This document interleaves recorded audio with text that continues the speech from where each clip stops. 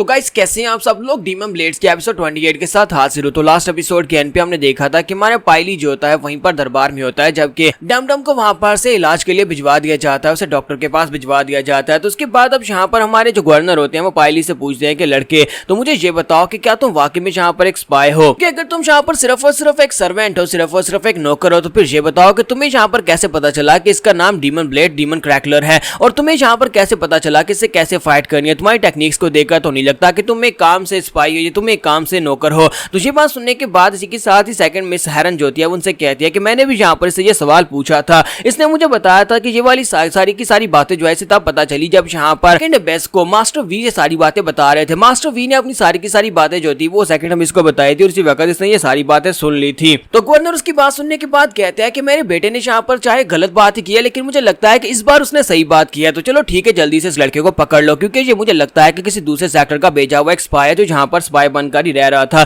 और इसी के साथ हमारे पाइली को वहां पर घेर लिया जाता है। तो पाइली कहता है कि अब मैं यहाँ पर क्या करूँ, अगर मैं यहाँ पर ये सच बताऊंगा कि सीजिंग मात्रा की वजह से मुझे ये सारी टेक्निक्स पता थी कि मार्शल आर्ट्स मैंने जो यहाँ पर परफॉर्म किए वो सारी की सारी मास्टर वी की बताई हुई है और उनकी सिखाई हुई है, मेरे पास अपना कुछ भी नहीं है, तो मुझे नहीं लगता कि ये लोग मेरे पर भरोसा करेंगे। और इसी के साथ ही मास्टर हु अब यहाँ पर बीच में आते हैं और कहते हैं आप सभी लोगों को गलत फहमी हो गई है, क्या आप सभी लोगों ने यहाँ पर देखा नहीं, इसने कोई मार्शल आर्ट्स की ट्रेनिंग नहीं ली, बल्कि यहाँ पर इसने जो टेक्निक परफॉर्म की उसे ब्लेड हैंडलिंग टेक्निक कहते हैं। वो एक बहुत ही स्पेशल टेक्निक है और आप सभी लोग यहाँ पर जानते हैं कि ब्लेड हैंडलिंग टेक्निक्स जो होती है वो कितनी खास होती हैं। तो हमारा खूज होता है वहां पर उन सभी के सामने इस बात को साबित कर देता है कि यहाँ पर हमारे पाइली ने एक मास्टर के पास 3 दिन के लिए क्लासें ली थी, क्योंकि एक बार एक मास्टर इसके पास आया था और उसने इसकी मदद की थी, जिसकी वजह से उस मास्टर को 3 दिन तक इसको क्लासेस देना पड़ी थी और उसने यहाँ पर इसे ब्लेड हैंडलिंग टेक्निक सिखाई थी। वो सभी लोगों को वहां पर पूरी तरह से कन्विंस कर देता है, यहाँ तक कि मास्टर हॉन्ग फेंग जो होते हैं वहां पर वो भी इस बात को कंफर्म करते हैं और कहते हैं कि इस तरह की ब्लेड हैंडलिंग टेक्निक जो सिर्फ और सिर्फ वही लेजेंडरी कैरेक्टर ही परफॉर्म कर सकता है।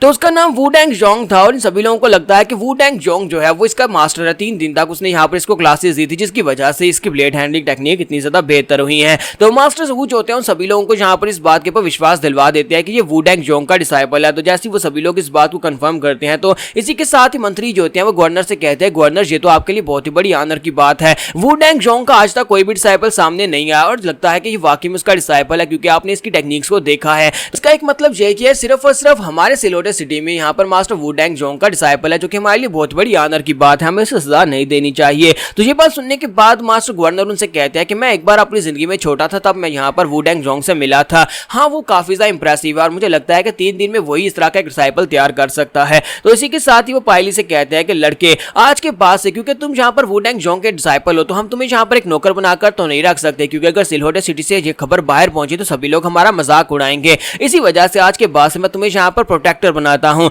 आज के बाद से तुम लॉर्ड प्रोटेक्टर हो, साथ ही तुम्हें यहाँ पर नौकर की ड्यूटी छोड़नी होगी और तुम्हें यहाँ पर तुम्हारे जितने भी स्पेशल प्रिविलेजेस हैं वो सारी मिलेंगी। इसके साथ ही वो सेकंड मैनेजर हेरन से कहता है कि मैं चाहता हूँ कि यहाँ पर बाकी बाहर की दुनिया की यानी सारी सिटीज को इस बारे में बताया जाए, सभी को पता होना चाहिए कि हमारे पास यहाँ पर वू डैंग जोंग का डिसाइपल है और हमने उसे यहाँ पर प्रोटेक्टर बनाया हुआ है। सभी लोग ये बात जानेंगे तभी उन्हें पता चलेगा कि हमारा सिलहोटे सिटी कितना महान है। इसके साथ ही मिस हेरन जो होती है हमारे पाइली से कहती है कि तुम्हें यहाँ पर इनको थैंक यू बोलना चाहिए और इसी के साथ ही वो अपने घुटने टेकता और कहता है कि गवर्नर आपका बहुत बहुत शुक्रिया मुझे यहाँ पर प्रोटेक्टर बनाने के लिए। और इसी के साथ ही गवर्नर जो होते हैं वहां पर उस क्रैकलर की तरफ देखते हैं और कहते हैं कि मैं इस गंदी चीज को दोबारा यहाँ पर नहीं देखना चाहता, जब तक यहाँ पर से इसको उठा नहीं लिया जाता तब तक हमारा बैंक्वेट हॉल जो है सील रहेगा, इसको दोबारा तब तक ओपन मत करना जहां तक पूरी तरह सफाई ना हो जाए और तब तक हम लोग यहाँ पर इसको और इन्वेस्टिगेट करेंगे। और वो हेरन शिन से कहते हैं कि हैन शिन ये सब कुछ तुम संभालोगी, इसको भी तुम ही संभालोगी, ये सब कुछ तुम्हारी निगरानी में रहेगा। और इसी के साथ ही वहां पर दरवाजे को सील कर दिया जाता है। हैन शिन वहां पर दरवाजे की सीलिंग जो होती है अपनी निगरानी में करवा रही होती है और इसी के साथ ही हमारा पाइली से माफी मांगता और कहता है कि मैंने कुछ ज्यादा तो नहीं कर दिया। तो वो कहती है हाँ तुमने कुछ बहुत ज्यादा कर दिया, तुम्हें यहाँ पर बैंक्वेट हॉल में ये सब कुछ करना ही नहीं चाहिए था। और हमारा पाइली बेचारा शर्मिंदा हो जाता है तो उसे कहते हैं कि बस भी करो, बस भी करो, अब तुम्हें यहाँ पर मेरे सामने इस तरह से घुटने टेकने की जरूरत नहीं है। आपसे आज के बाद से तुम यहाँ पर लॉर्ड प्रोटेक्टर बन चुके हो और लॉर्ड प्रोटेक्टर जो है वो कोई गुलाम नहीं होता या फिर कोई सेवक नहीं होता, इसी वजह से अब तुम्हें यहाँ पर घुटने टेकने की जरूरत नहीं है। बहुत ही जल्दी यहाँ पर तुम्हें तुम्हारे नए कपड़े और सब कुछ मिल जाएगा, तुम्हें तुम्हारा नया घर भी मिल जाएगा, तुम्हें यहाँ पर बिल्कुल एक प्रोटेक्टर की तरह ही रहना सीखना होगा। मैं अपने कुछ लोगों को भेज देती हूँ ताकि वो तुम्हारे फादर और तुम्हारी सिस्टर को भी यहाँ पर सिलहोटे सिटी में ले आए, क्योंकि मुझे लगता है कि युई चेंगफेंग जो है वो तुम्हारी फैमिली को नुकसान पहुंचा सकता है। और इसी के साथ ही वो से कहती है और रही बात यहाँ पर इन ब्लेड्स की, तो ब्लेड्स के ऊपर मुझे अभी थोड़ी सी और रिसर्च करनी है, इसी वजह से ये ब्लेड भी यहाँ पर मेरी निगरानी में रहेगा और तुम्हें यहाँ पर सब में और ज्यादा पढ़ने की जरूरत नहीं है। और साथ ही वहां पर चली जाती है, जबकि मास्टर हु पीछे से निकलते हैं और उसे कहते हैं कि लड़के अब तुम्हें प्रोटेक्टर बनने जानकर कैसा लग रहा है। इसके साथ ही हमारा पायली जो होता है वो भी मजाक के तौर पर उसे कोनी मारता है और उसे कहता है कि मुझे यहाँ पर लगा नहीं था कि तुम यहाँ पर किंग ऑफ ब्लेड्स के बारे में जानते हो, तुमने यहाँ पर सभी को इस बात के ऊपर विश्वास दिला दिया, तुमने यहाँ पर मुझे एक बहुत ही महान मास्टर का डिसाइपल बना दिया है। लेकिन जैसे वो हु को वहां पर कोहनी मारता है तो उसी के साथ उसके मुंह से ब्लड बहना शुरू हो जाता है। तुम्हारा पायली से कहता है कि तुम्हें क्या हुआ, तो वो कहता है कि नहीं कुछ भी नहीं हुआ, क्या तुमने वहां पर देखा नहीं था कि मैंने वहां पर अपनी पाम टेक्निक के साथ वहां पर उसकी पाम टेक्निक को ब्लॉक किया था, यानी पंच को ब्लॉक किया था। शुई चैंगफेंग ने मेरे पर अटैक किया था सभी के देखने के लिए, मैंने वहां पर अपने आप को स्टेबल बनाया हुआ था, लेकिन असल में उसकी जो पाम टेक्निक थी वो बहुत ज्यादा पावरफुल थी। और वो दोनों वहां पर से बाहर आ जाते हैं और आकर बाहर बैठकर वहां पर बातें करना शुरू कर देते हैं। तुम्हारा पायली से कहता है कि मुझे यहाँ पर मास्टर वुडेंग के बारे में कुछ बताओ, तो वो उसे मास्टर वुडेंग जोंग के बारे में बताता है कि मैंने यहाँ पर जानबूझकर मास्टर वुडेंग जोंग का नाम चुना क्योंकि वो एक लेजेंडरी कैरेक्टर है। कहा जाता है कि नॉर्थ में उसका बेस था, नॉर्थ में यानी नॉर्थ के बॉर्डर की तरफ उसका बेस था, जहां पर से कहा जाता है कि कोई भी कभी भी यहाँ पर नॉर्थ को पार करके अंदर नहीं आ सका क्योंकि नॉर्थ के ऊपर वो बहुत ही पावरफुल जनरल था और उसके वहां पर रहते वक्त सारी आर्मी जो थी वो एक चौकन्नी रहती थी और कोई भी वहां पर से अंदर नहीं आ सकता था। लेकिन एक बार ऐसा हुआ कि जंग छिड़ने वाली थी और जंग छिड़ने से पहले कहीं पर वुडेंग जोंग चला गया।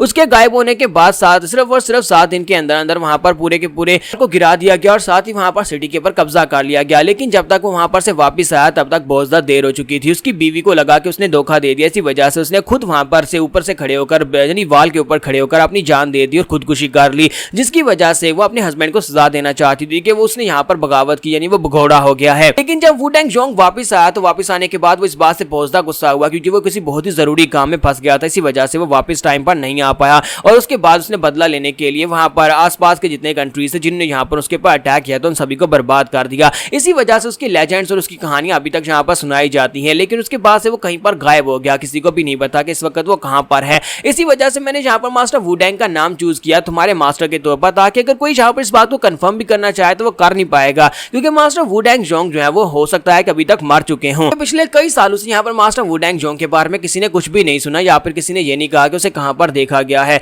इसी वजह से तुम यहाँ पर बिल्कुल सेफ और तुम्हारा ये झूठ कभी पकड़ा नहीं जाएगा। तो वो पायली से कहता है कि ये टाइटल्स जो होते हैं टाइटल्स कभी कभी हमारी जान भी बचा सकते हैं, तो तुम्हें यहाँ पर एक टाइटल मिला और इस टाइटल की मदद से तुम यहाँ पर अब अपने आप को बेहतर बना सकते हो, अपने आप को एक बेहतर जिंदगी दे सकते हो। और साथ ही अब क्योंकि तुम एक प्रोटेक्टर हो तो तुम्हें यहाँ पर ट्रेनिंग की जरूरत भी पड़ेगी। कल सुबह से हम लोग यहाँ पर ट्रेनिंग स्टार्ट करेंगे, तुम मेरे साथ यहाँ पर प्रैक्टिस किया करोगे ताकि मैं तुम्हें यहाँ पर तुम्हारी ब्लेड हैंडलिंग टेक्निक्स को बेहतर कर सकूं। नेक्स्ट सीन जो होता है एक सीक्रेट ऑर्गेनाइजेशन का दिखाया जाता है। हान शिन भी उस सीक्रेट ऑर्गेनाइजेशन का हिस्सा है। सभी लोग जो होते हैं वो एक केव के अंदर जाकर मिलते हैं जहां पर काफी सारे लोग मास्क पहनकर आने वाले। हान शिन ने भी अपना मास्क पहना होता है और इसका नाम जो होता है यानी इसका कोड नेम जो होता है वो वॉइड स्पेक्टर का होता है। तो इन सभी लोगों का एक रूल होता है कि इन सभी लोगों को यहाँ पर मास्क लगाकर आना पड़ता है और इनका एक लीडर होता है और उस लीडर को सभी के बारे में पता है, लेकिन बाकी सभी लोग एक दूसरे की आइडेंटिटीज के बारे में कुछ भी नहीं जानते और सभी लोग यहाँ पर डीमन ब्लेड्स के हवाले से बात करने के लिए आने वाले हैं। तो ये सभी लोगों की जो सीक्रेट ऑर्गेनाइजेशन है ये सभी लोग डीमन ब्लेड्स को दोबारा से रिवाइव करना चाहते हैं। वजह से अब क्योंकि डीमन ब्लेड्स दोबारा से अपीयर हुए हैं तो सभी लोग यहाँ पर मीटिंग कर रहे हैं। तो इनकी मीटिंग में यहाँ पर कौन सी बात की जाने वाली है तो ये सब कुछ हम लोग नेक्स्ट एपिसोड में देख पाएंगे।